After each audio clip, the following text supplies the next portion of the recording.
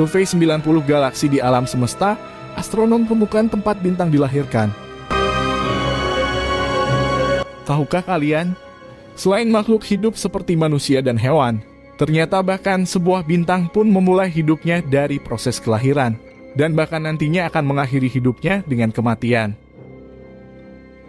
Alam semesta menyimpan begitu banyak hal yang dapat dipelajari oleh manusia melalui ilmu pengetahuan. Dengan luas yang nyaris tanpa batas, ada begitu banyak objek angkasa yang tak akan pernah terhitung jumlahnya. Mulai dari batuan angkasa, planet, bintang, tata surya, galaksi, nebula, dan semua objek yang bahkan tak pernah dilihat oleh manusia ada di alam semesta ini. Pada video kali ini kita akan mengupas sedikit salah satu objek alam semesta yang sangat unik dan bisa kita pelajari, yaitu bintang. Apa itu bintang? Bagaimana proses kelahiran dan kematian bintang di alam semesta? Dan dari apakah bintang itu dilahirkan? Tonton video ini sampai selesai agar kalian tidak penasaran. Bintang yang ada di alam semesta mengawali hidupnya dengan proses kelahiran. Bagaimana sebuah bintang dilahirkan?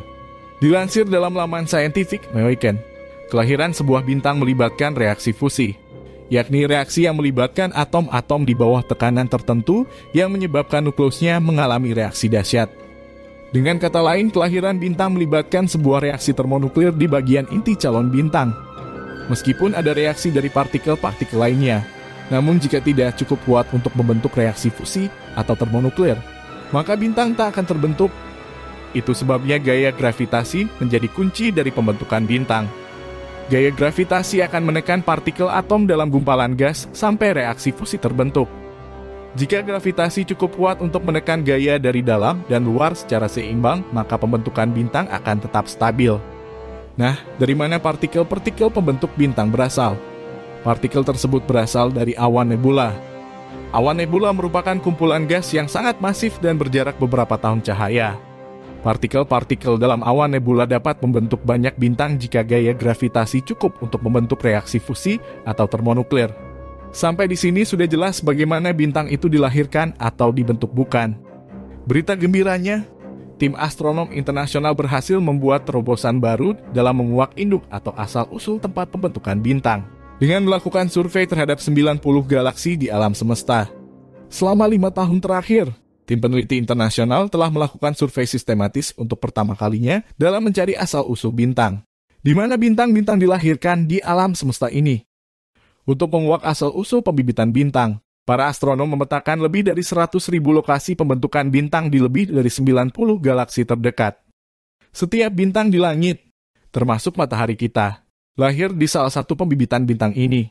Kata Adam Leroy, profesor astronomi di The Ohio State University. Dilansir dari Science Daily. Menurut Leroy, yang juga pemimpin proyek tersebut, pembibitan bintang ini bertanggung jawab untuk membangun galaksi dan membuat planet, penciptaan bintang, hingga perilakunya di akhir zaman. Dan mereka hanyalah bagian penting dalam kisah bagaimana kita sampai di sini. Tapi survei galaksi ini benar-benar pertama kalinya kami mendapatkan pandangan lengkap tempat pembentukan bintang dari pembibitan bintang di seluruh bagian terdekat di alam semesta ini. Jelas Leroy. Proyek yang disebut Planck ALMA ini dapat dilakukan berkat susunan teleskop ALMA, yang mana teleskop ini ditempatkan di pegunungan Andes, Chili. ALMA adalah teleskop radio paling kuat di dunia, merupakan fasilitas internasional dengan keterlibatan besar Amerika Serikat, yang dipimpin oleh National Science Foundation dan National Radio Astronomy Observatory. Kemampuan teleskop radio ini memungkinkan tim untuk mensurvei pembibitan bintang di 90 galaksi yang beragam. Sementara itu, survei penelitian sebelumnya dalam mencari tempat kelahiran bintang, sebagian besar hanya berfokus pada galaksi individu atau sebagian dari satu galaksi. Saat teleskop optik mengambil gambar, mereka menangkap cahaya dari bintang. Ketika ALMA mengambil gambar, teleskop ini melihat pancaran gas dan debu yang akan membentuk bintang. Sun menambahkan bahwa hal baru dengan Planck ALMA adalah pengalaman baru menggunakan teleskop ALMA untuk mengambil gambar dari banyak galaksi. Gambar-gambar setajam dan sedetail ini diambil oleh teleskop optik. Ini tidak mungkin terjadi sebelumnya, kata Sun. Leroy menambahkan bahwa survei tersebut telah memperluas jumlah data tentang pembibitan bintang lebih dari 10 kali lipat. Hal ini telah memberi para astronom perspektif yang jauh lebih akurat tentang seperti apa pembibitan bintang di seluruh penjuru alam semesta.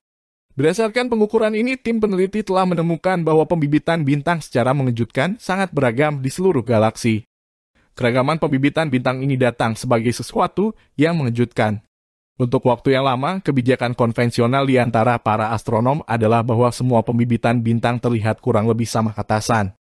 Akan tetapi imbusan dengan survei tempat kelahiran bintang ini dapat dilihat bahwa sebenarnya hal ini tidak terjadi demikian. Meskipun memiliki beberapa kesamaan, sifat dan penampilan pembibitan bintang ini berubah di dalam dan di antara galaksi. Sun menjelaskan, misalnya pembibitan di galaksi yang lebih besar, dan yang berada di pusat galaksi, cenderung lebih padat dan lebih masif, dan jauh lebih bergejolak. Namun menurut temuan mereka, pembentukan bintang jauh lebih ganas di awan ini. Jadi sifat pembibitan ini dan bahkan kemampuannya untuk membuat bintang tampaknya bergantung pada galaksi tempat mereka tinggal.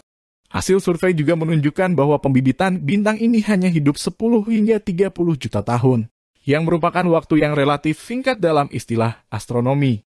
Para astronom juga menggunakan pengukuran yang sama untuk mengukur seberapa efisien pembibitan bintang ini dalam mengibah gas dan debu menjadi bintang.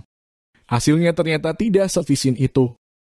Survei ini memungkinkan kami untuk membangun gambaran yang lebih lengkap tentang siklus hidup di tempat pembibitan bintang ini. Dan kami menemukan bahwa mereka berumur pendek dan tidak efisien, kata Leroy. Bintang-bintang yang lahir di tempat pembibitan bintang tersebut bahkan disebut bisa menghancurkan tempat kelahirannya. Radiasi dan panas yang keluar dari bintang-bintang muda ini mulai membubarkan dan melarutkan awan. Akhirnya menghancurkannya sebelum mereka dapat mengubah sebagian besar masanya.